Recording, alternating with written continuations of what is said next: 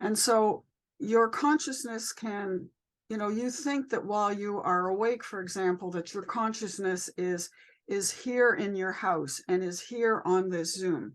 And yes, that is part of your consciousness. But your consciousness is also many, many other places simultaneously. So we can access a lot of those, we do access a lot of those different levels of consciousness at any given moment in time, any present moment in time. So we can access a level of consciousness that many levels that you are not aware of, consciously, as in your awake time, or unconsciously, as in a dream or sleep time, or subconsciously. I mean, there are so many other levels of consciousness that we can access, that we are doing so to help you to integrate what we are hoping that you will learn, and you will. I mean, it's a matter of time. It's a matter of where your consciousnesses are, and how you want to integrate those with your other levels of consciousness. And there's so much happening that you are not aware of, that to say, well, I don't see anything happening, it doesn't mean that it's not. If you want something to say, where you feel that you can physically feel us, our energy, you can sit down and meditate on us. You can channel more about us. You can read books and learn different things that information that you already have on your planet about us. And as you do that, it will help to open up other levels of consciousness, so that you might access those to the information that we are sending you. Because the more you connect with what you're hoping to learn, the more you will learn.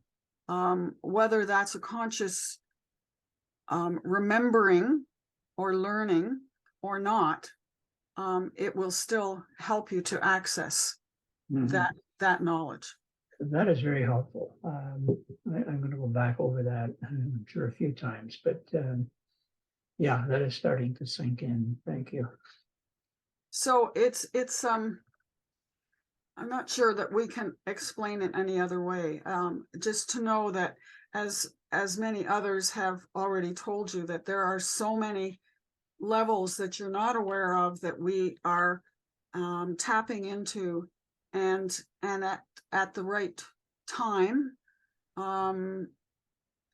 in your evolutionary process, you will be able to tap into them, either consciously or not. Most of it is not conscious at this time, but nevertheless, it's there, and it is providing you a window to further consciousness openings, if that makes sense to you. Yes, it does.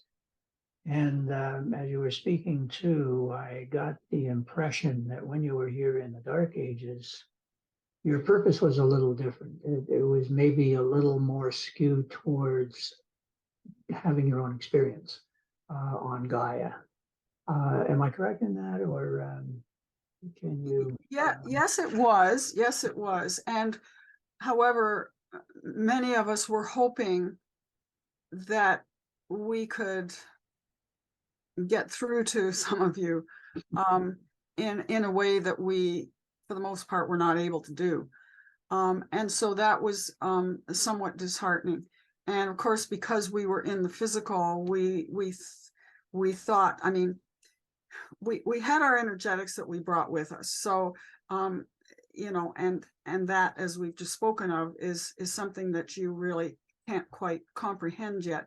So we brought that with us. And so to some extent, we knew that what kind of greeting or what kind of experience that was going to be with the humans at that time.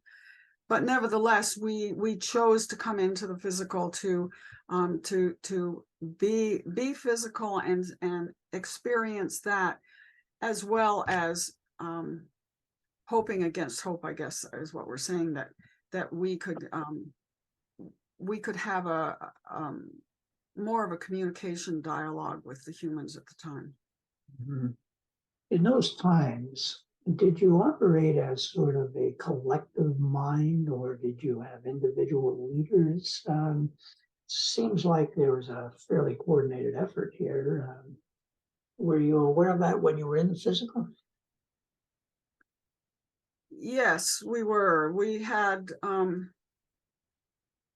we came with a collective conscious mind, even though we birthed separately, we ate separately, we did all those physical things that our body required, but consciously the collective wanted to experience the physical, wanted to experience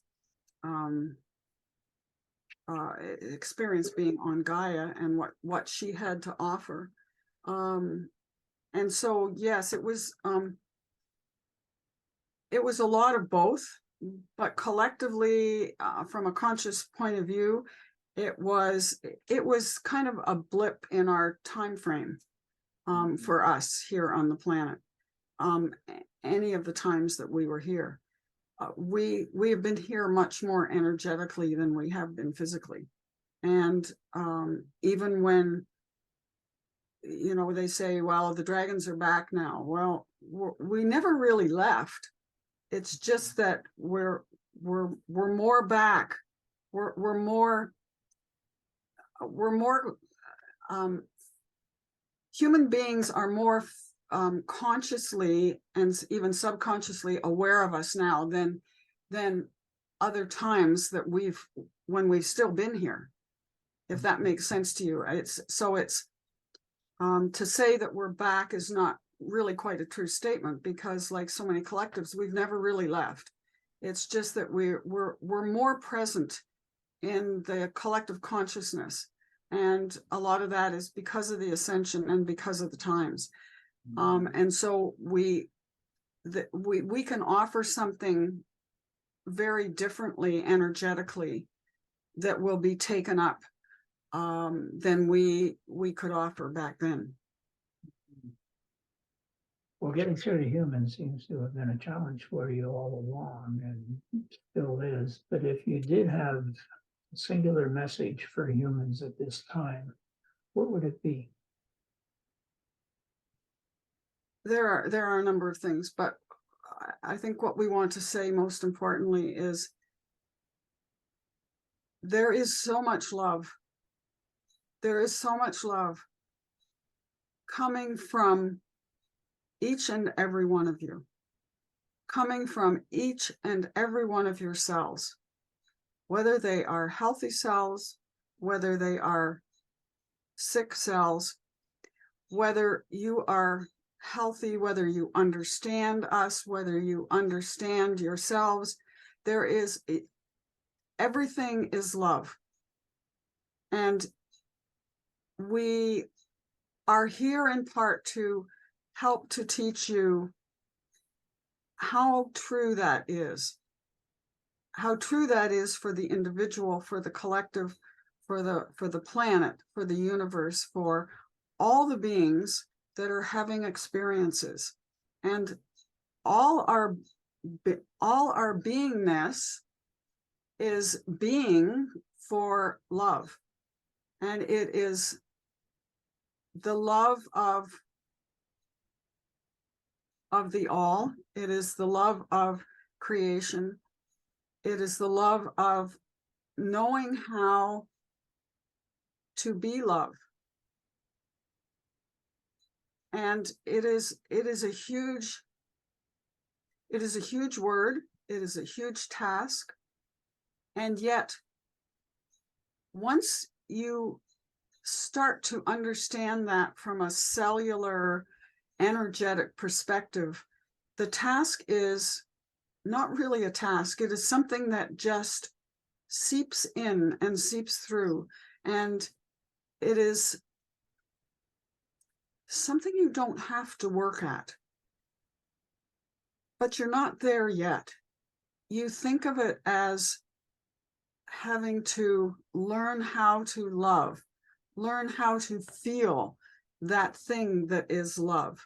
And then, of course, for humankind, there are all kinds of love, but there is an ultimate love that connects all, connects everything in the universe, no matter where you are, no matter what experience you're having, no matter what you call yourselves or ourselves, it is all one big, huge expanse of love.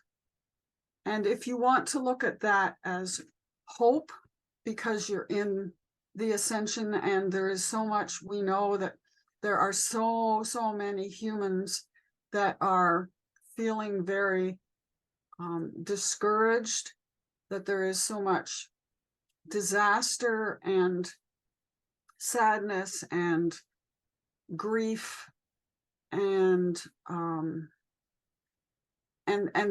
just disastrous change on the planet. Love can transcend all of that, and it is transcending all of that.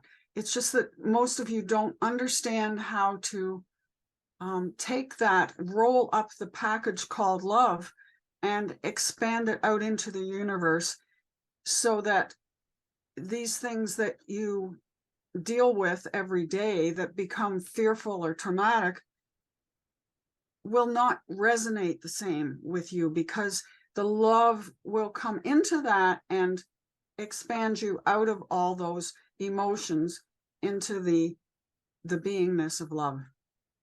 And that is what we're here to help to teach you.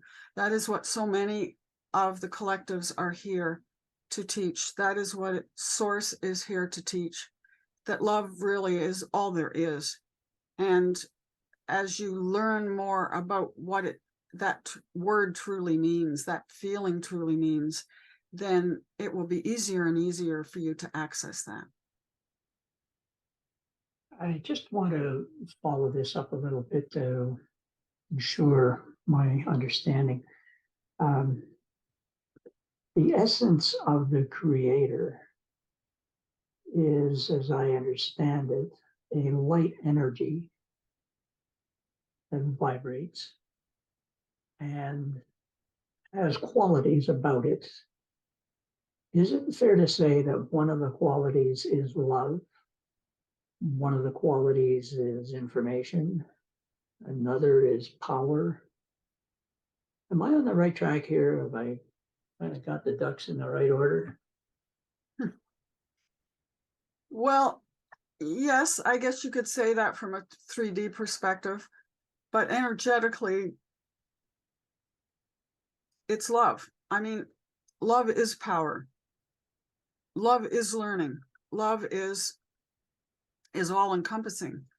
So if you want to break it down into more into folders or more bite-sized pieces or whatever, then you can do that. But it all ends up being the same thing. It all comes back to the love of all, the love of creation. Mm. And it doesn't matter what you call it. I mean, you say it's LOVE, and you might say, well, that's what this is, and somebody else will say, well, no, that's what this is. But energetically, it is all the same thing. Mm-hmm. And it's just that you put labels on things now, because that is how you can understand, and you gather information from putting labels on things, from languaging in words and in feelings, how things are. But when you start to get a sense of the expansiveness of love and the